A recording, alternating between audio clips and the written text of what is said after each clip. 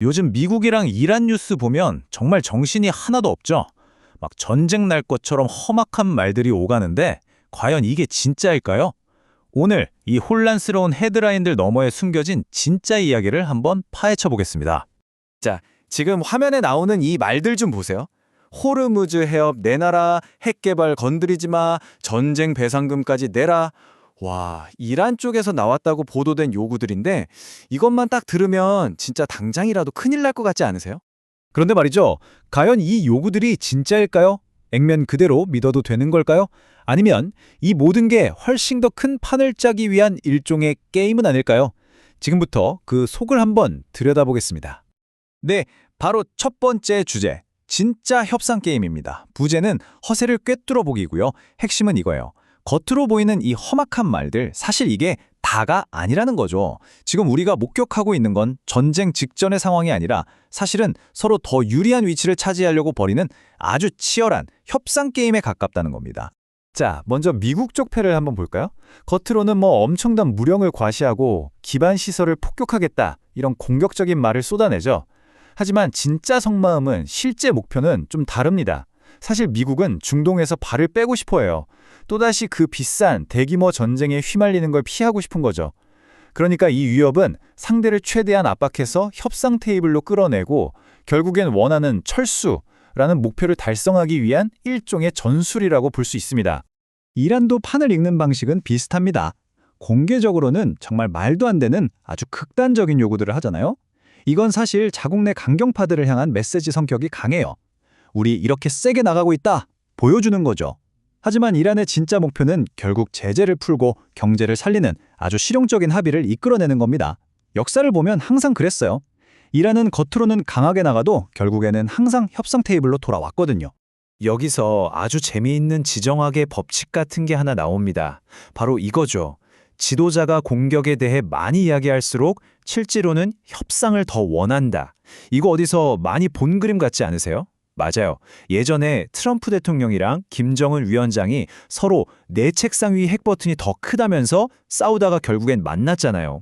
이 거친 말들이 역설적으로 제발 나랑 대화 좀 하자는 신호일 수 있다는 겁니다. 자, 그럼 다음 파트로 넘어가 볼까요? 1990년의 경고입니다. 이런 지정학적 갈등이 그냥 말싸움으로만 끝나면 좋겠지만 문제는 이게 우리 경제에 직접적인 영향을 미친다는 거죠. 그리고 이럴 때 역사를 돌아보면 앞으로 어떤 일이 벌어질지 예측하는데 아주 중요한 힌트를 얻을 수 있습니다. 1990년 걸프전 때를 한번 복기해보죠. 이 연쇄 반응이 어떻게 일어났는지 보세요. 먼저 8월에 이라크가 쿠웨이트를 침공합니다. 그러자 곧바로 유가가 2배 이상 폭등하죠. 20달러에서 40달러로요. 유가가 뛰니까 물가가 불안해지고 전 세계 중앙은행들이 깜짝 놀라서 움직이기 시작합니다. 그리고 그 결과는 미국 경제가 침체에 빠지고 저축대부조합 사태까지 터지는 말 그대로 경제적 도미노가 쓰러진 겁니다. 그런데 여기서 중앙은행들의 반영을 자세히 뜯어보면 정말 재미있는 점이 있어요. 자, 독일이랑 일본 보세요.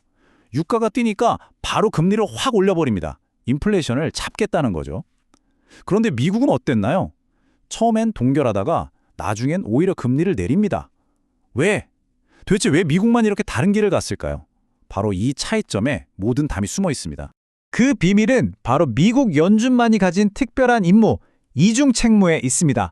다른 나라 중앙은행들은 보통 물가 안정이라는 한 가지 목표에만 집중하는데요. 미국 연준은 달라요. 물가도 잡아야 하지만 동시에 최대 고용, 그러니까 일자리를 지키는 것도 똑같이 중요한 목표로 삼고 있습니다.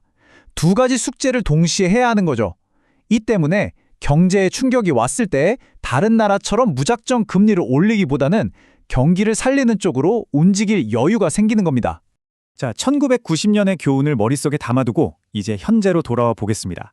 오늘날의 경제적 경고 신호, 이런 이란과의 갈등이라는 외부 충격이 오기 전에 과연 미국 경제는 튼튼한 상태였을까요? 아니면 부재처럼 관절이 이미 좀 약해져 있었던 건 아닐까요? 이런 비유를 한번 들어볼게요. 지금 미국 경제를 시큰거리고 좀 약해져 있는 관절이라고 생각해 보세요. 걸어 다니는 건 괜찮은데 갑자기 점프를 하면 어떻게 될까요? 삐끗하거나 심하면 부러질 수도 있겠죠. 여기서 전쟁이나 유가 급등 같은 갑작스러운 외부 충격이 바로 그 점프 역할을 할 수 있다는 겁니다. 이미 약해진 경제에 결정타를 날릴 수 있다는 거죠. 그리고 이건 그냥 느낌이 아니라 실제 데이터로도 드러납니다. 미국 4분기 GDP 성장률 발표치를 한번 보세요. 처음엔 1.4% 성장할 거라고 예측했어요. 근데 좀 지나서 다시 계산해보니까 0.7%로 뚝 떨어집니다. 그리고 최종적으로 확정된 숫자는 0.5%, 거의 3분의 1 토막이 난 거죠. 이게 뭘 의미할까요? 바로 이겁니다. 이란과의 갈등 같은 외부 충격이 터지기 전부터 미국 경제는 이미 뚜렷하게 식어가고 있었다는 명백한 증거입니다. 자, 그럼 이제 가장 중요한 부분으로 넘어가 보겠습니다. 이것이 당신에게 의미하는 것. 그래서 이 복잡한 지정학 게임과 경제 분석이 그래서 우리한테 우리의 투자에 도대체 어떤 의미가 있는 걸까요? 만약 역사가 반복된다면 시장이 어떻게 움직일지 한번 시나리오를 그려보겠습니다. 만약에 이 험악한 분위기가 가라앉고 양측이 극적으로 합의에 이른다면 어떻게 될까요? 첫째, 유가에 껴있던 전쟁 프리미엄, 그러니까 전쟁 날지도 모른다는 불안감 때문에 올랐던 기름값이 쫙 빠질 수 있습니다. 둘째, 위기 때마다 피난처 역할을 했던 달러의 가치도 좀 약해질 수 있겠죠. 셋째, 금리가 떨어질 수 있습니다. 전쟁 걱정보다는 경기 침체 걱정이 더 커지니까요. 그리고 마지막으로 금값, 이게 좀 재미있는데 위기 때는 중앙은행들이 금을 팔아서 달러를 사기도 하거든요. 근데 위기가 끝나면 다시 그 금을 사 모으기 시작하겠죠. 그럼 금값이 다시 오를 수 있다는 겁니다. 결국 역사는 이번 위기를 어떻게 풀어가야 할지 그 시나리오를 이미 우리에게 보여주고 있는 셈입니다. 문제는 과연 오늘날의 리더들이 그 역사의 교훈을 제대로 읽고 또 현명하게 행동할 것인가 하는 점이겠죠. 여러분은 어떻게 생각하시나요?